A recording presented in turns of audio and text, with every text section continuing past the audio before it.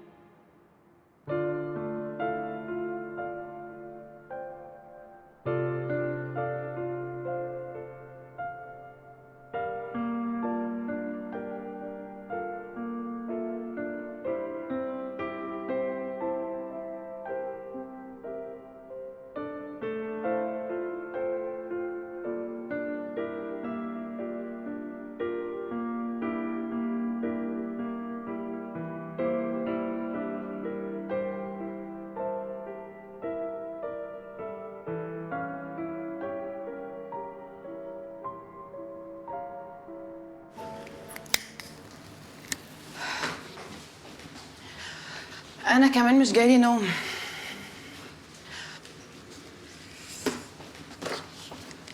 البتاعة دي ريحتها حلوة قوي.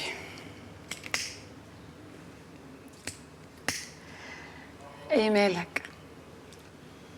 اصل لما نقول لنعيمه ان احنا مش في مصر عشان نروشها ونديها درس، غير لما نبقى في اخر الدنيا وهي مش عارفه احنا فين. الست زمان في لحظه واحده ما لقيتش جوزها جنبها، تقوم واجعين قلبها عليكي من تاني. نعيمه تستاهل بس مش للدرجه دي. هو ده اللي قلقك بس ولا حوار السفر من بابه؟ طالما سكت يبقى مش موضوع نايمة وبس. انت مش عايز تسافر اصلا يا كرم. وايه اللي يخليني مش عايز اسافر؟ باقي على حاجه هنا؟ يمكن نعيمه الحاجه الوحيده اللي كانت ربطاني بهنا، بس هي قطعت كل حاجه بعد ما رفضتني وطلعت كل اللي جواها من ناحيتي وحسستني اني وساخه ومستحملاها بجملت وكده. انا ماليش غيرك دلوقتي يا منى. نبقى مع بعض هنا بقى في دبي، المهم نبقى مع بعض. وطالما ده شغلك واللي نفسك فيه واللي بتحلمي بيه، مش هقولك على حاجه لا ابدا. ده حاجة حلوة قوي يا كرم. بحاول ابقى بني ادم، بتعلم معاكي من جديد. عشان كده مش هحرمك من حاجه، ومش هقف قصادك في اي حاجه انت نفسك فيها وعايزاها. طالما هتبقي مبسوطه انا هبقى تمام.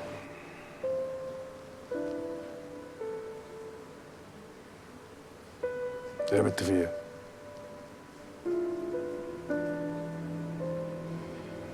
بقى انا تعملوا فيا كده؟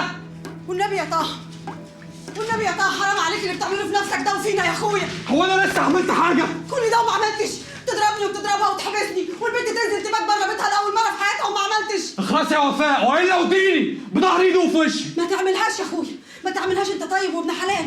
تغضب حبتين لكن شيطانك عمره ما يغلبك، انا عارفاك. ما تخلصي بقى. ومش انا بكرهها وطيق العمى ولا طيقهاش، ونفسي تغور من البيت ومن حياتي كلها. وكل ما بشوفها بفتكر ان انا وحشه، وكل ما بشوفكم مبسوطين مع بعض بتفكروني ان انا بايره. لكن طلعت بالله العظيم البنت عبير دي مظلوم. عبير ما عملتش حاجه يا طه، انا اللي زنيت عليها عشان تشتغل يا اخوي، والبنت كانت عايزه تساعد. طب قول لي كان في ايدينا ايه نعمله؟ ما عملناش. ولما جت من الشارع بقى بهدوم البيت وقالت لي كان في بنت في الدور الثاني وقعت يا طه في الحوش وماتت، ايه اللي حصل؟ انتهي. انا سالت نعيمه، قالت لي ان الوليه اللي بتشتغل عندها عبير وليه ظالمه ومفتريه واديتها قلمين. وانت عارف عبير حسيسه، تلاقيها خدت ديلها في اسنانها وجريت باللي عليها. اهبل انا هصدق الكلام ده؟ لا يا اخويا انت مش اهبل، انت طيب وابن حلال وبتحبها وعارفها وعارف اكتر مني كمان. انا عارفه انك نفسك دلوقتي تنزل وتصالحها. اعمل اللي انت عايزه بقى يا اخويا.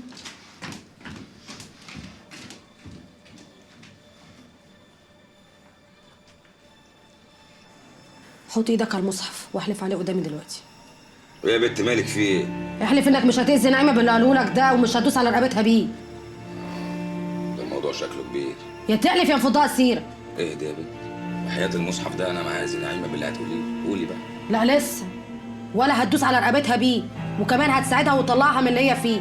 غوري يا بنت، هتمليني ولا ايه؟ ماشي اهو، السلام عليكم. استني يا بنت، استني اهدي كده، مالك؟ وحياة المصحف ده انا معايا نعيمه واساعدها من اللي هي فيه واعمل كل حاجه كمان. قول يا بت. لو خلي بالك انت حالف انك هتديني حقي لما اقول لك، ولا حلفك تاني؟ يوه. نايمه مش عايزه تبيع البيت غصب عنها، ولو عليها عايزه تاخد الفلوس وتمشي من هنا. بس في حاجه مخوفاها، وانت كمان عندك نيه انك تهد وتحفر. ايه يا بت في ايه؟ هو البيت فيه قتيل؟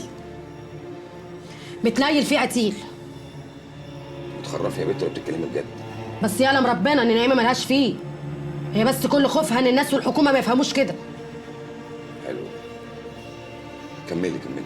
مفيش كماله، انت كل اللي عايز تعرفه هي ليه مثبتها في البيت ومش عايزه تبيع، واديك عرفت. انت دلوقتي تروح لها وتشوف هتطلعوا البلوه دي من تحت الارض ازاي، وساعتها مش هيبقى عندها مانع انها تبيع البيت. وانا مش عايزه ال2 مليون، انا عايزه 1,000,000 بس، والمليون التاني تديه لنعيم. ممكن الشيك بتاعي بقى؟ الشيك بتاعك طبعا. الشيك بتاعك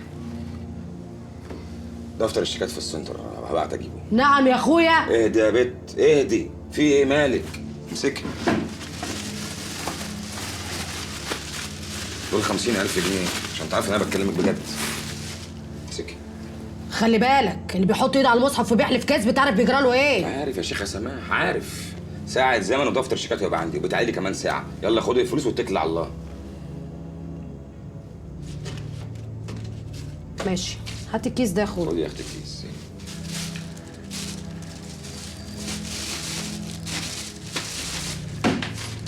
السلام عليكم. وعليكم السلام يا اختي.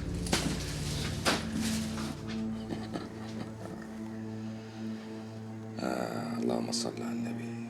شكلها هتحلو يا نعيمة، هتحلو.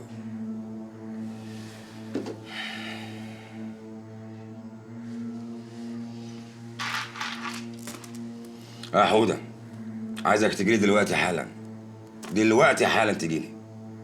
ماشي، يلا مستنيك.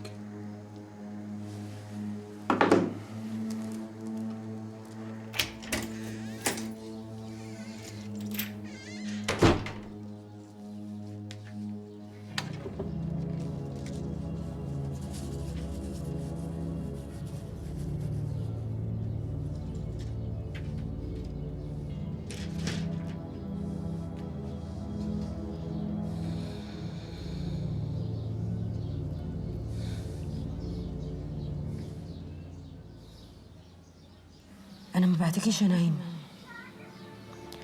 يا اختي، الفلوس دي هتبقى خير عليكي.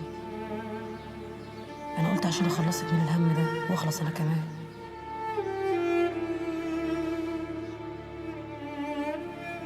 لا يا اختي، انا مش عارفه اكدب عليكي.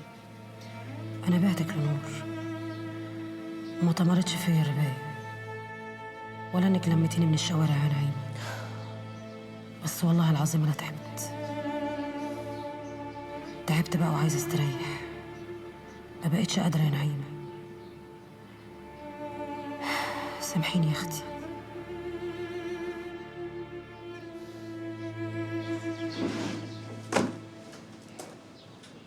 ايه دول لا مؤاخذة يا حاج؟ تعرقك يا حودة. تمن ما جبت لي البت سماح هنا وعرفت منها اللي انا عاوزه. يا سماح جات لك هنا واتكلمت معاك؟ كتبت لها الشيك. مبروك عليك يا حودة، مبروك.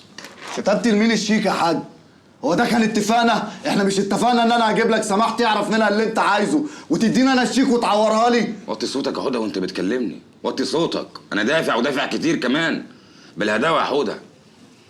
بعدين البت بتحبك. بتحبك. البت مستعده تعمل اي حاجه عشانك. ادي افهم يا، خد اللي تحبك. انت مالك يا عم؟ انت تحبني ولا تكرهني؟ انت هتتدخل في حياتي كمان؟ حودة،